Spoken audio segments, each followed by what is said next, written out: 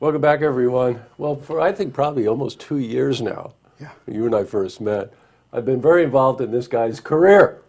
And the reason is that Jonathan Newell is involved in so many musical projects, very interesting musical projects, and also the force behind the Strand Theater renovation in Hudson Falls, and also the force behind the Hudson River Music Hall. So every time something goes on over there, we always want John to come in so we can talk about what's going on. So welcome back. Thank you. Thanks for having me. Great to see you as usual. Same here.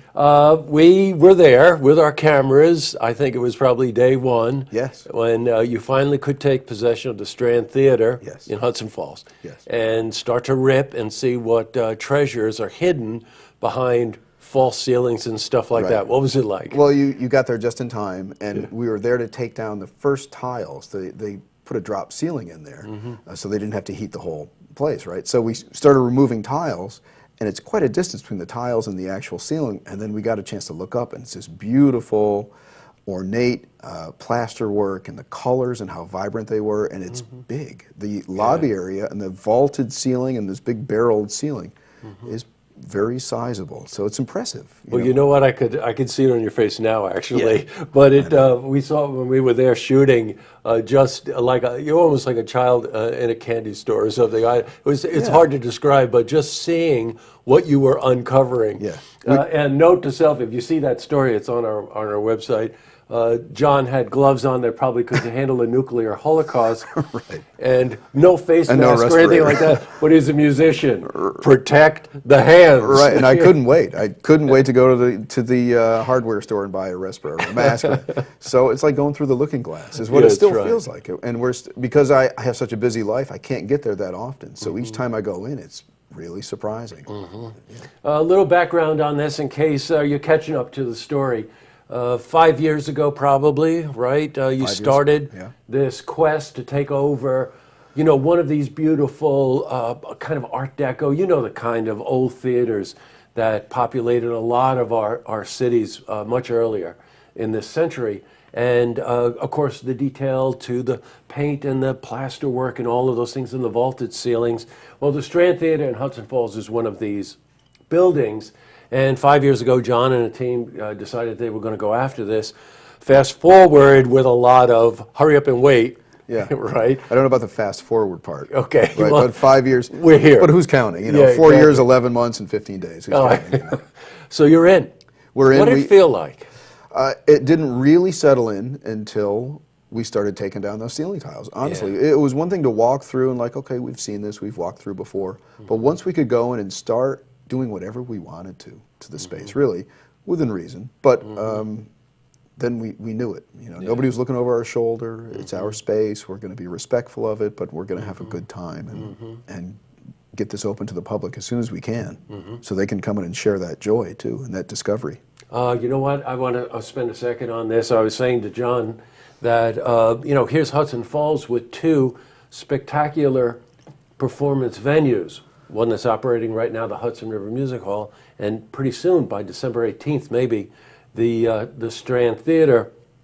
And I asked John, I said, what kind of mission is this? And he said, it's really the joy of sharing performance, that the space is created for performing artists so they can share their vision and that sort of welcoming thing that the performing arts do to engage a community.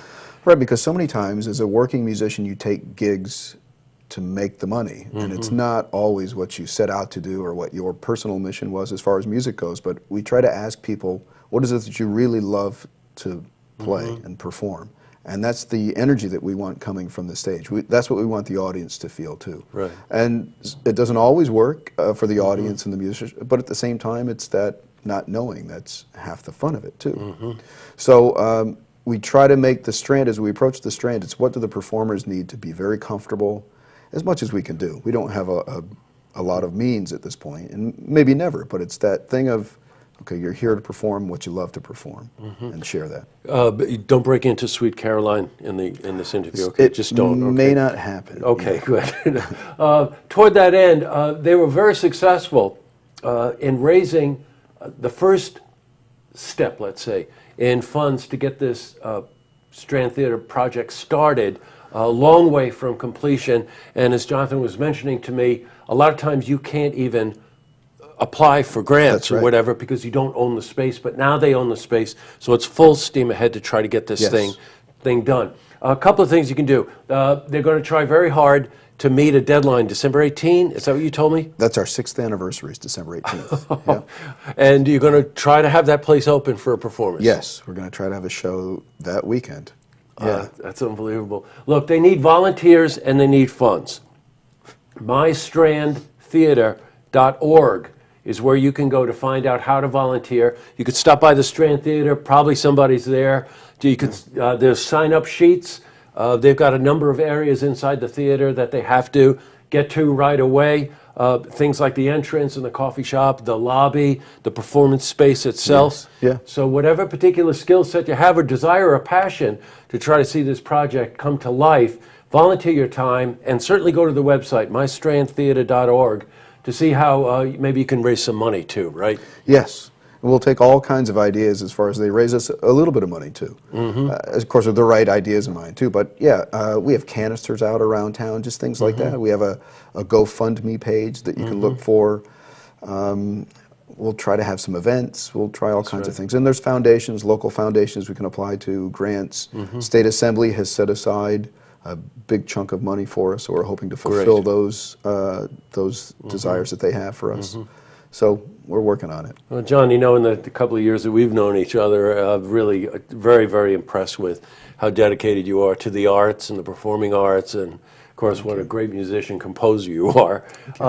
By the way, at Hudson River Music Hall, this Sunday, we are starting our next season of Tracks, which is recorded at the Hudson River Music Hall in Hudson Falls, and also typical of your sense of humor, by the way, the Groovy Ghoulies are opening for the movie The Blob.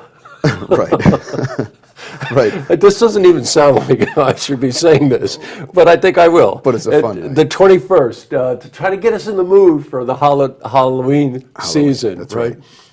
There's a Killer Doors band that's coming in. On the 29th. Right? Yes. Okay. And the 15th, this coming Saturday, is Wild Adriatic. Oh, my God. Really excited about that. Oh, yeah. Great Critically acclaimed band. Yes. Yeah, without a doubt. That means probably Chuck will be there as well, right? He'll be there, and we'll talk about our favorite Led Zeppelin albums. Yeah, great. Jonathan, it's great to see you. Great to see you. Thank you for coming in. Congratulations to you and everybody on your team. Thank you. Quite an accomplishment. To see this interview again, you can head to our website, looktvonline.com.